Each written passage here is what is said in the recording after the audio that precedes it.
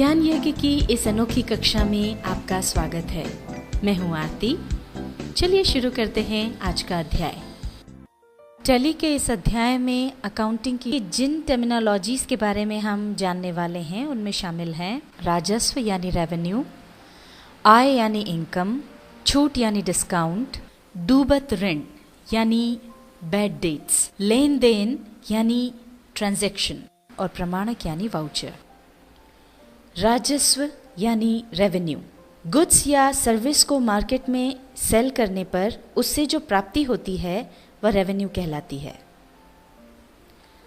आय यानी इनकम, किसी भी माल या सर्विस को मार्केट में सेल करने पर उससे जो रेवेन्यू प्राप्त होता है उसमें से एक्सपेंसेस को घटाने के बाद जो राशि बचती है उसे आय या इनकम कहते हैं। यह दो प्रकार की हो सकती है, डायरेक्ट इनकम यानी प्रत्यक्ष आय और इनडायरेक्ट इनकम यानी अप्रत्यक्ष आय। डायरेक्ट इनकम वो इनकम है जो हमें मुख्य व्यवसाय से मिलती है। मान लीजिए हमारी सोप इंडस्ट्री है तो इससे प्राप्त होने वाली आय डायरेक्ट इनकम कहलाएगी। मुख्य व्यवसाय के अलावा जो इनकम हमारी होती है वह अप्रत्यक्ष आय या इनडायरेक्ट इनकम कहलाती है।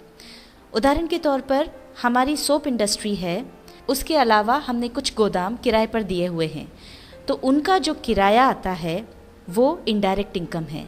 या हमने कुछ रुपया बाजार में उधार दिया हुआ है तो उसका जो ब्याज प्राप्त होगा वह हमारी इनडायरेक्ट इनकम होगी।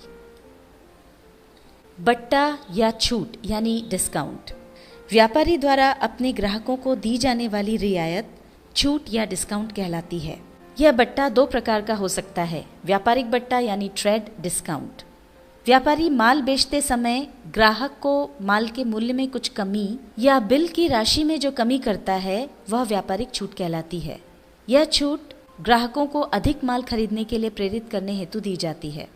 यह छूट माल के विक्रय मूल्य में से कुछ निश्चित प्रतिशत के रूप में दी जाती है। इस छूट को बिल में ही कम कर दिया जाता है। दूसरा है नकद बट्टा यानी कैश डिस्काउंट। व्यापारिक चलन के अनुसार प्रत्येक ग्राहक को एक निश्चित अवधि में भुगतान करने की सुविधा प्रदान की जाती है।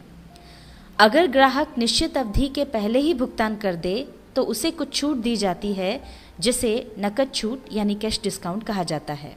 कैश डिस्काउंट के लालच में ग्राहक शीघ्र भुगतान करने के लिए प्रोत्साहित होता है।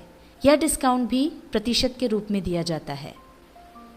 डूबत ऋण यानी बैड डेट्स, व्यापारी को उधार बेचे गए माल की पूरी रकम डेटर्स यानी देनदारों से प्राप्त हो जाए यह आवश्यक नहीं है। अतः इस उधार की रकम में से जो वसूल नहीं हो पाती है उसे व्यापारी का डूबत ऋण या बैड डेट्स कहते हैं। उदाहरण के लिए व्यापारी को सोहन से 600 रुपये लेने थे, किंतु सोहन के दिवालिया हो जाने से उसकी संपत्ति से 400 रुपये ही वसूल हो सके। ऐसी स्थिति में 200 रुपये डूबत ऋण या बैड डेट होगा। यह व्यापार के लिए हानि होती है। लेन देन यानी ट्रांजैक्शन, व्यापार में माल संबंधी क्रय विक्रय और वस्तुओं का पारस्परिक आदान प्रदान होता है। ऐसे सभी लेन देन मुद्रा में होते हैं या मुद्रा द्वारा मापे जा सकते हैं। मुद्रा का भुगतान तुरंत या भविष्य में हो सकता है। व्यापारी द्वारा किए जाने वाले सभी आदान प्रदान लेन देन कहलाते हैं। जब सौदे का तुरंत भुगतान किया जाता है तब वह नकद लेन देन यानी कैश ट्रांजैक्शन कहलाता है, और जब भुगतान भविष्य में किया जाता है तब उसे उधार लेन देन यानी क्रेडिट ट्रांजैक्शन कहते हैं। प्रमाणक यानी वाउचर, व्यापार संबंधी सभी व्यवहारों व लेन देन के प्रमाणों के लिए जो डॉक्यूमेंट्स दिए या लिए जाते हैं उन्हें प्रमाणक यानी वाउचर कहते हैं। उधार क्रय विक्रय हेतु बिलों, रुपयों के लेन देन के लिए रसीदों, बैंकों में जमा करने हेतु स्लिप व बैंक से रुपए निकालने हेतु चेक आदि सभी वाउचर या प्रमाणक कहलाते हैं।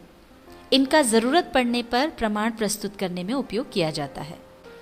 टैली के इस अध्याय में अकाउंटिंग की जिन टर्मिनोलॉजीज़ के बारे में हमने जाना उनमें शामिल थी राजस्व यानी रेवेन्यू, आय यानी इनकम, छूट यानी डिस्काउंट, डूबत ऋण यानी बैड डेट्स, लेन देन यानी ट्रांजैक्शन और प्रमाणक यानी वाउचर।